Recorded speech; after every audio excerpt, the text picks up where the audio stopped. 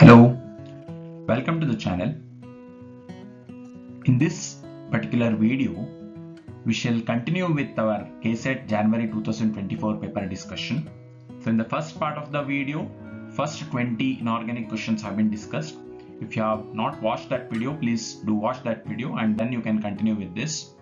So this will be the part 2 where 20 more questions, few from inorganic chemistry and few questions that are from interdisciplinary subjects also. All those questions, that is question number 21 to 40, 20 more questions are covered. So we shall start with the video.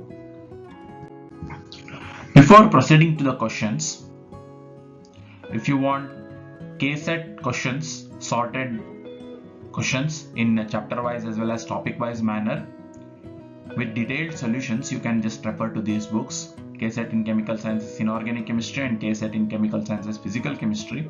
If you want to get your copies, you can just contact this number via WhatsApp and you will get more details on this. Let's continue with the questions.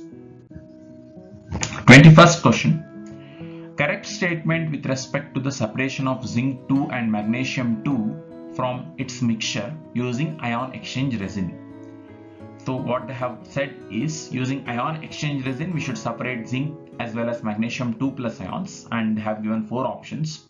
So if you look at the options, one thing is common, that they say that it is from acidic solution. You can see here from acidic solution everywhere. So from acidic solution, magnesium 2 plus as well as zinc 2 plus ions, they are to be separated. So now first thing, in acidic solution, what happens to this magnesium 2 plus ions as well as zinc 2 plus ions, that we should know. So in acidic solutions, for example, if we are considering the acidic medium to be HCl, of course same thing can happen with H2SO4 also. Just for example and understanding sake, let's say we are taking HCl medium, zinc 2 plus, it can form ZnCl4 2 minus species, complex species, whereas this magnesium, it will not form this kind of species. So now when you treat the solution in acidic medium, because this zinc 2 plus, it is forming anionic species, the next thing, the ion exchange resin that we are choosing, it should be capable of exchanging this species. So that's how it is anion exchange resin which is to be used and not cation exchange resin. If you look at the options, in 2 of the options they have included cation exchange resin. So this cannot be possible because the species that we are forming in acidic medium, it is a anionic species. So we should proceed with anionic exchange resin, ionic exchange resin. So now once we know that Zn2 plus, it is forming this species and magnesium it is not forming, straight away we can say that ZnCl4 2 minus species that will be exchanged over anion exchange resin, and magnesium 2 plus, it can be eluted later. So therefore correct answer for this, it will be this one, zinc 2 plus, it is adsorbed from acidic solutions by anion exchange resin, whereas magnesium 2 plus is not. Option C, that will be the correct answer for this. The next question, in excitation fluorescence spectra, they have asked about excitation fluorescence spectra and some options they have given. You can go through these options. First we shall understand what this fluorescence spectra is, then we can move on to excitation fluorescence spectra. So simply if you talk about fluorescence spectra, so we will be giving some radiation, UV radiation, and then in the perpendicular manner emitted radiation, if the sample it is emitting some radiation, if the sample it is capable of giving fluorescence, then it will be giving you some radiations emitted, so those it will be measured.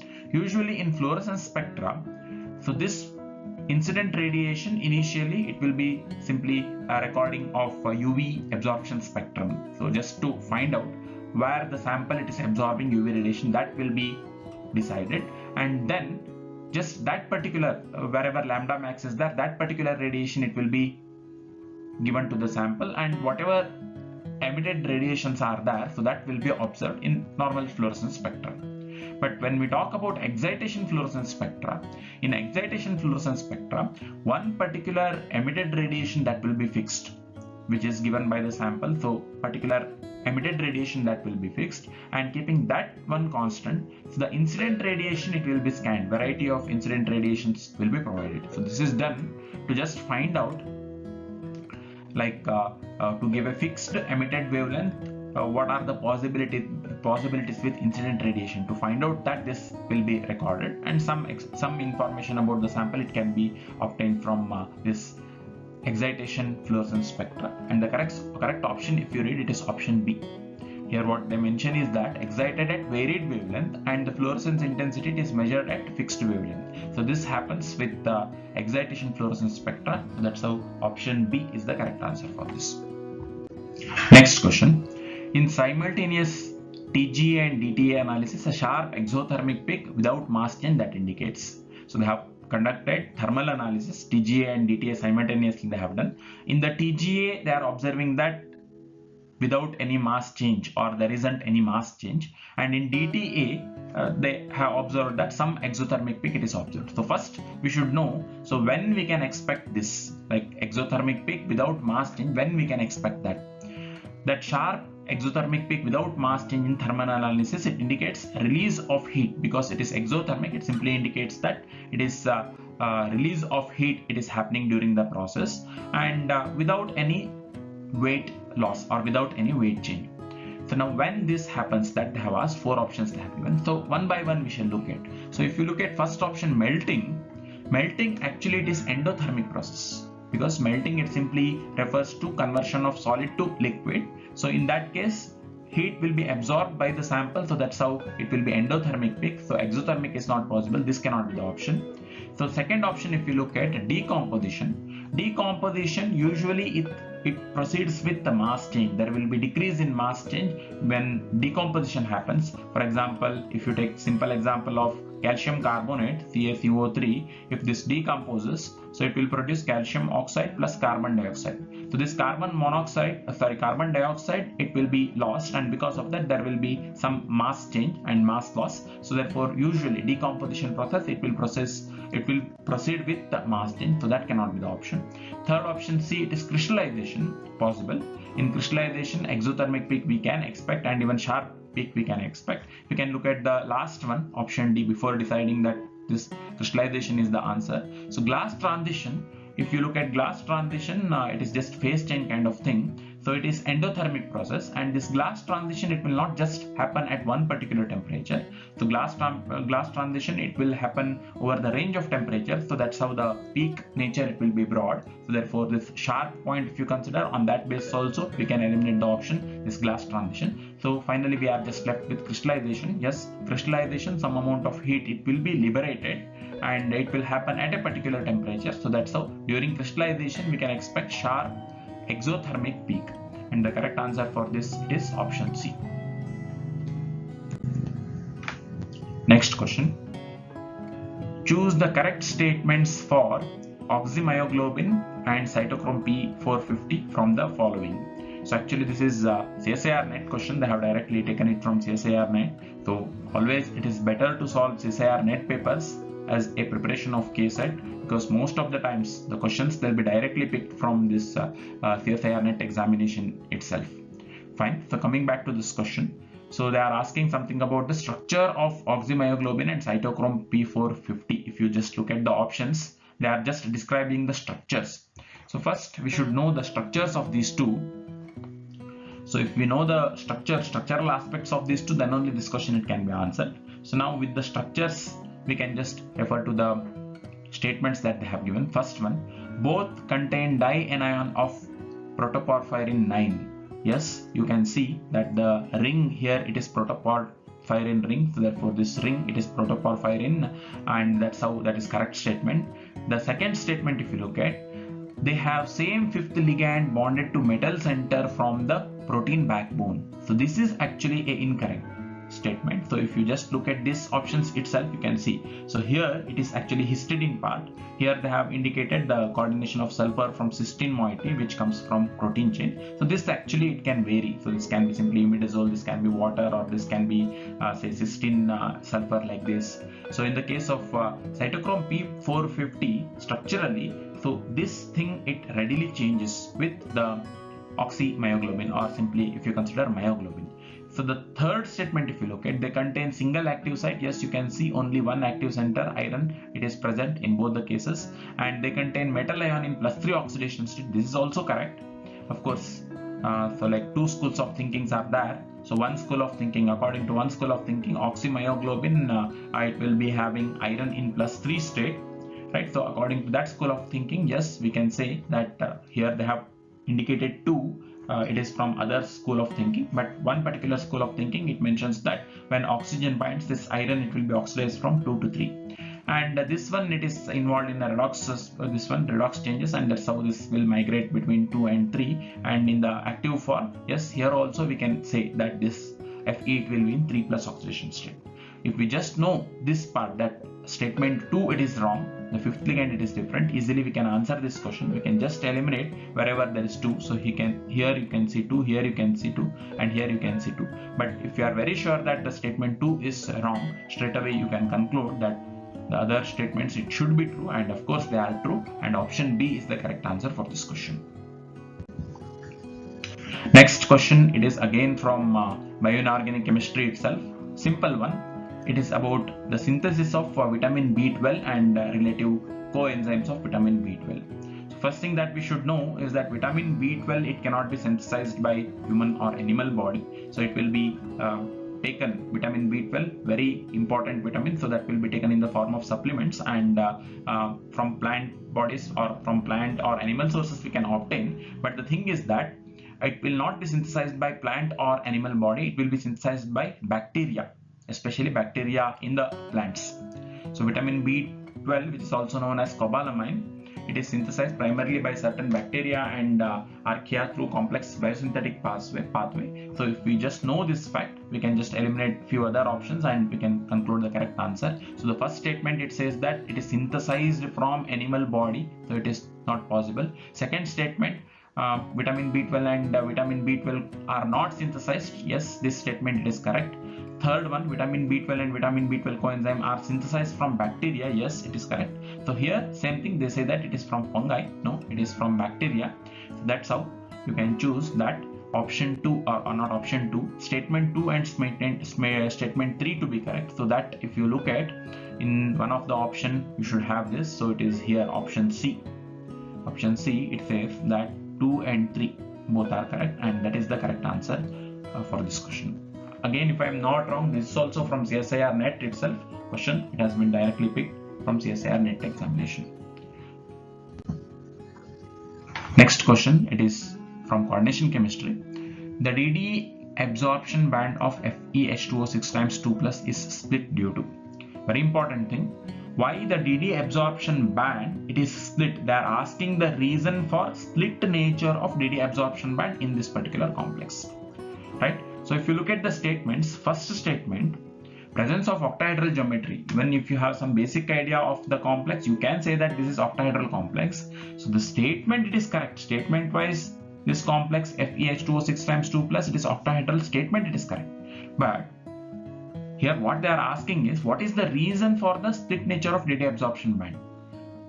Octahedral geometry is not directly responsible for that split nature of DD absorption band. If that was the reason, all octahedral complexes, they would have given you the split DD absorption band. So therefore, the statement this is correct, but actually it is not the reason. Statement it is correct. Statement wise, yes, this complex it is octahedral, but that is not the reason. You should be very careful here. So by mistake also, you should not say that, or you should not consider that this as the correct answer, right? So B and C, they speak about Jan-24 distortion. We'll see what it is, static and dynamic. And if octahedral geometry is true, you can readily eliminate that option D, it's incorrect, because they say here that it's trigonal bipyramidal geometry. So therefore, A and D we have eliminated. So now between B and C we should decide, right? So for that we shall see what is static Jan-24 distortion and what is dynamic Jan-24 distortion. So static Jan-24 distortion, it is actually permanent and prominent distortion. I understand, or I consider that you know what is Jan-24 distortion. So there will be some distortion in the geometry due to particular reason, that will be called as Jan-24 distortion. And if it is static one, it will be permanent and prominent. And usually this will happen when EG orbitals they are unevenly filled. When EG orbitals they are unevenly filled, we can expect static Jan-24 distortion. Usually it happens in the octahedral complexes of copper 2+ D9 system, e.g. it will be unevenly filled, T2G3 configuration you will get. So in the case of copper 2+, we can expect this. The other one is dynamic ion-Taylor distortion. So unlike our static ion-Taylor distortion, this dynamic ion-Taylor distortion, it is not permanent and it is less prominent. So it will not be observed that easily. It can be observed at low temperatures when the bond vibrations are freezed. At that time we can think of observing this dynamic ion-Taylor distortion, and this will usually happen when T2G orbitals are unevenly filled. Remember, I'm just mentioning that it is usually, not always, right? So this is not the rule that EG unevenly filled it should be static and T2G unevenly filled dynamic. It's not that, but usually that is the case, because when T2G they are unevenly filled, the distortion, it will not be very prominent one, right? So, and this one, it is exactly a classic example of a dynamic ion-Taylor distortion. So therefore option C, dynamic ion-Taylor distortion, that is the correct answer for this question.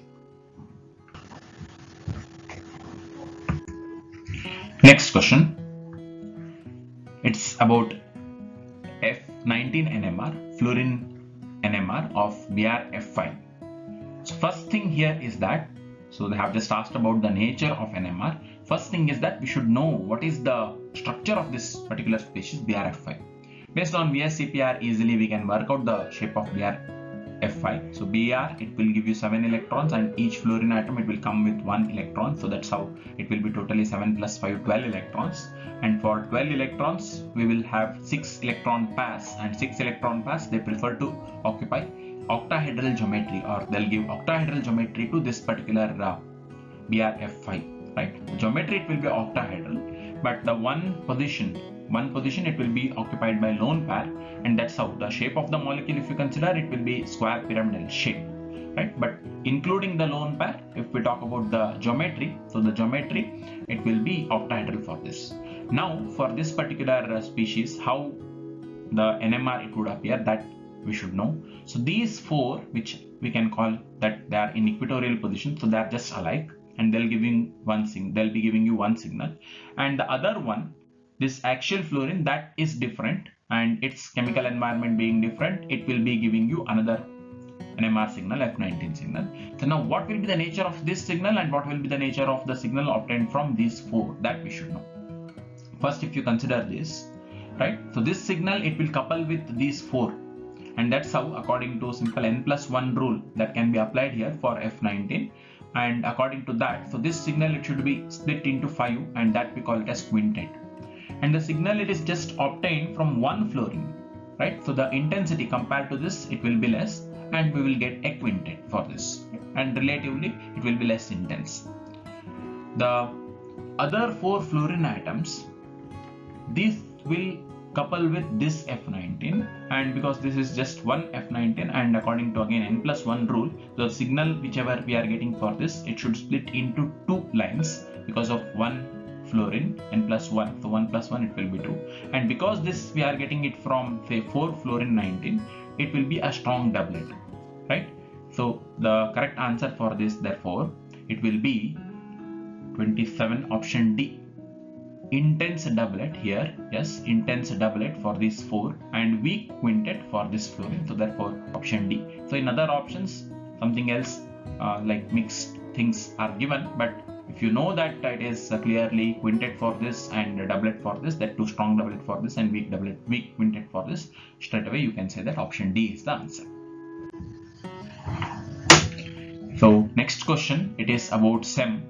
In scanning electron microscopy, the signal used for obtaining high resolution image. So in scanning electron microscopy, there will be primary electron beam which will be inserted onto the sample. Say sample, it is here. So then from the sample, variety of say electron beams are generated. So first we can have auger electrons, secondary electrons, and much of the portion it will be backscattered electrons, then even some X-rays, all these things will get. Usually this is the one, backscattered electrons, which are most of the times used to get the images, but now they are asking about the high resolution image, and to get high resolution image, usually the secondary electrons along with this backscattered electrons, that information it will be taken, right? If you look at option C, both scattered electrons, just they have given partial statement here, most Basically, I think both scattered electrons and secondary electrons they wanted to mention here. Anyhow, just they have mentioned this. But now, so if you consider the given options, the best thing that we can go with is secondary electrons. Some information about this secondary electrons and high resolution things that has been mentioned here. So as I mentioned, along with the secondary, along with these backscattered electrons, if we consider even secondary electrons, the topographic details of the sample it can be obtained. So now the best option that we can go with is this option D, secondary electrons. The next question, it is from nuclear chemistry. The nuclides among the following capable of undergoing fission by thermal neutrons. So what they are asking is, when thermal neutrons, they are usually low energy neutrons, when they are incident, when the nuclides they are subjected to these thermal neutrons, so the nuclides they should undergo fission. So like which nucleus that can show this feature? So just if you know one fact, that of course thermal neutrons, as I mentioned, they are low energy neutrons. So these can cause fission in the nuclei with odd number of neutrons. Wherever odd number of neutrons are present, easily thermal neutrons they can bring down fission. Whereas if you have even number of neutrons, in that case what we require is high energy neutrons. They are simply not called as thermal neutrons. So therefore what we should choose here is that we should choose the nuclide which has odd number of neutrons. So how to do that we should know. For that, atomic number of all these species that we should know, that they have not given, they have just given a mass number. But uranium, we know that the mass number it can be 233, 235, 238, but the atomic number it will be always 92. So for first species, if you count simply by deducting this 92 by 233, that is simply A minus Z, mass number minus atomic number, that will give you number of neutrons. So here we get 141 neutrons. Uranium 235, if you consider, there you will get 143 neutrons. Thorium, again atomic number you should know, atomic number of thorium it is 90, for that we get 142 neutrons. And for plutonium it is 94, and 239 minus 94 if we do, it will be 145. So now here it is very clear that only here what we have is even number of neutrons. Thorium 90, that is having even number of neutrons, and that's how it cannot undergo fission by thermal neutrons. Whereas other three species, they are capable of undergoing this fission by thermal neutrons. And of course it is fact that these are the three common species that can easily undergo fission by thermal neutrons: uranium 233, uranium 235, and plutonium 239. So option D is the correct answer for this. Again, the next question, it is from radiation chemistry, or say it is nuclear chemistry. What they have said is that bismuth 83214, this species, it is undergoing first a beta particle elimination, or it is emitting first beta particle followed by alpha particle. And now they have not asked you what is the species generated. Again they have asked here what is the number of neutrons in the atom. Whatever resultant you get, in that resultant what will be the number of neutrons, that is the question. So how we can do that? In stepwise manner we shall see. So first let's say bismuth, of course for this A as well as Z they have given, if it undergoes beta particle elimination. So what happens with beta particle elimination, that we should know. When beta particle is eliminated, it increases mass number by 1 unit, atomic number by 1 unit. There will not be any change in mass number. That is the feature of beta particle elimination, right? So it's like just removal of one minus charge, and that's how in the proton we can consider that one of the neutron, it will be converted to proton. So that's how usually when beta elimination happens, atomic number it changes by 1 unit, mass number it remains as it is. So here it is not necessary to find out what is the species. Of course, for reference I have written polonium is the species with atomic number 84, but it is not necessary. If you just know that it is a species with 214 and 84 as mass and atomic number, that would be sufficient. Further they say this will undergo alpha particle elimination. we should know alpha particle, it is like helium 2 plus nuclei. So that's how when alpha particle it is eliminated, Z decreases by 2 units, so 84 to 82, and mass number it decreases by 4 units, 214 to 210, 4 units decrease. So this fact you should know, right? So now again here it is not necessary that it is lead the species. If you know it is good, otherwise we should just know that the species formed species, it will be having mass number 210 and atomic number 82. Now from this information easily we can calculate that it will be having 128 neutrons, A minus Z. Mass number minus atomic number always gives you number of neutrons, so that will be 128, and you can just look at the option B, 128. That is the correct answer for this question. From here onwards, some interdisciplinary questions they have asked, 31st onwards. So first it is from nanoscience or nanochemistry. Which type of nanoparticle is composed of core shell structure? Very simple. So they are asking about core shell structure, and some other options they have given here: homogeneous, monolithic, core shell, and shell core nanoparticles. Of course, this shell core, it is just a filler. So what they want to ask is, it is like core shell structure, it will be observed, or that particular type of nanoparticle, it will be called as simply core shell nanoparticle. You can just have a look at this. So there will be some element, or say some species, it will be forming core surrounded by something like shell. So that particular nanoparticle, it will be called as core shell nanoparticle, and lot of applications are there, and this is considered to be stable also, one of the stable form of nanoparticle. And the correct corresponding answer for this, it is option C. Straight away, even if you do not know the things, straight away you can predict that it should be core shell nanoparticles. The next question is also from nanotechnology itself. What is the term for a process in which nanoparticles are formed from liquid on solution precursor? Different methods are there to synthesize nanoparticles, like CVD, chemical vapor deposition, sol gel, and there are many more methods. So now they are asking about a particular method. So what they are mentioning is that it is from a liquid on solution precursor. Actually it is sol gel synthesis. In sol gel method, it is a wet chemical method to create nanoparticles, like say nanofibers, nanofilms, all this can be created. So in this particular method, so first the monomer, it will be converted into a colloidal solution form, colloidal solution to be particular into sol form, and then it will be converted to gel-like structure. So therefore from sol we get gel-like structure, and option B, sol gel synthesis, this is known as sol gel synthesis, that is the correct answer for this. Next question, it is about green chemistry. What is the goal of atom economy in green chemistry? So green chemistry, it simply refers to synthesis reactions, or whatever we want to synthesize, that we should synthesize with minimum waste, and like of course it even considers minimum harm to the environment and all. There are many principles of green chemistry. So now if you just look at the options, even if you have basic idea what this green chemistry is, we can answer this question. Maximize the use of atoms in a reaction. Yes. So green chemistry, it focuses on maximum use of the atoms. Each and every atom that we are using, that should be utilized in the reaction. So that is one of the important goal of green chemistry, and that is the correct answer. Some other points of green chemistry it has been given here. So it comes in atom economy concept. Atom economy, it is a key concept in green chemistry, which aims to reduce the environmental impacts of waste disposal. So during the reaction, maximum atoms that should be utilized.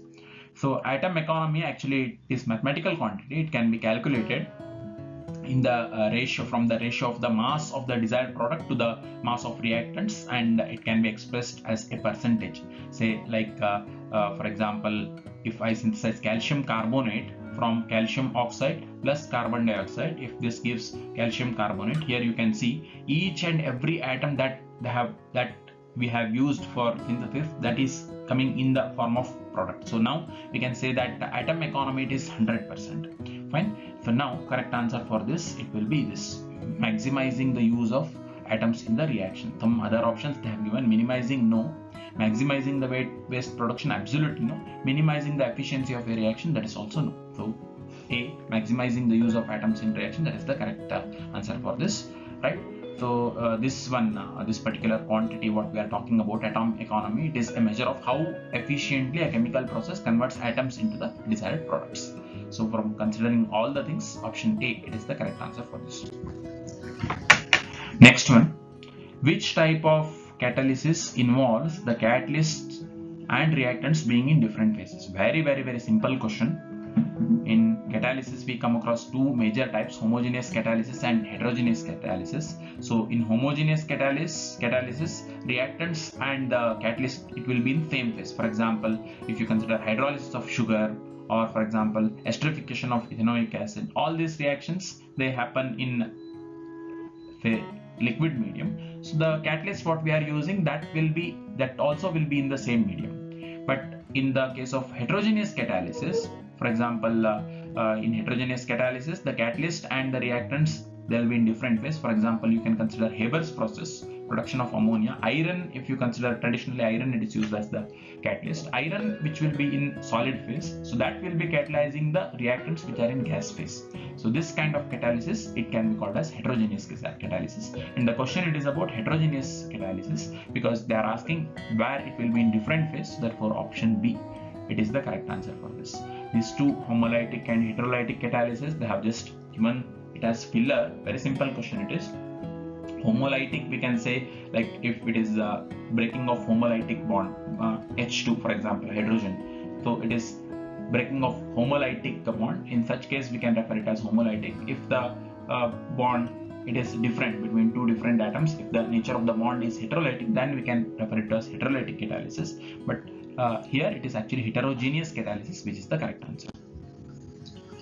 Next one, which property of a drug molecule is related to the ability to reach its target within the body? So whenever we are studying drug molecules, one of the property that we consider it as very important, it is this lipophilicity. Lipophilicity, it has its effect on absorption, distribution, metabolism, excretion, and toxicity of the drug. In short, it will be referred to as in drug chemistry ADMET. It refers to like what happens totally to the drug when it enters the body, right? So this is mainly controlled by lipophilicity. Some other options they have given, they may have some impact, but the very important factor which has which decides what happens to the drug in the body, it is this lipophilicity. So that's how this is the correct answer, right? So they have asked which property of drug molecule it is related to its ability to reach the target. So based on all this, whether the drug reaches the target or not, it will be decided, and that's how lipophilicity, it is the answer for this. Next, it is again related to drug chemistry. Which type of drug administration route bypasses the digestive system and delivers a drug directly into bloodstream? We can say it's general kind of question, right? So oral route, no, it directly takes the drug into digestive system. So here they are asking, we should skip digestive system. Intravenous, yes, directly drug, it will be introduced inside the veins where it will be entered directly into bloodstream.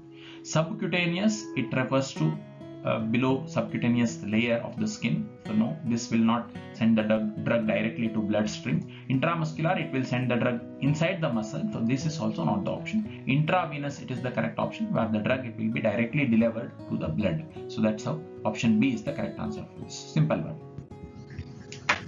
Next question, it is related to supramolecular chemistry. Few more questions are there related to supramolecular chemistry. What is the name of this particular ligand they have asked?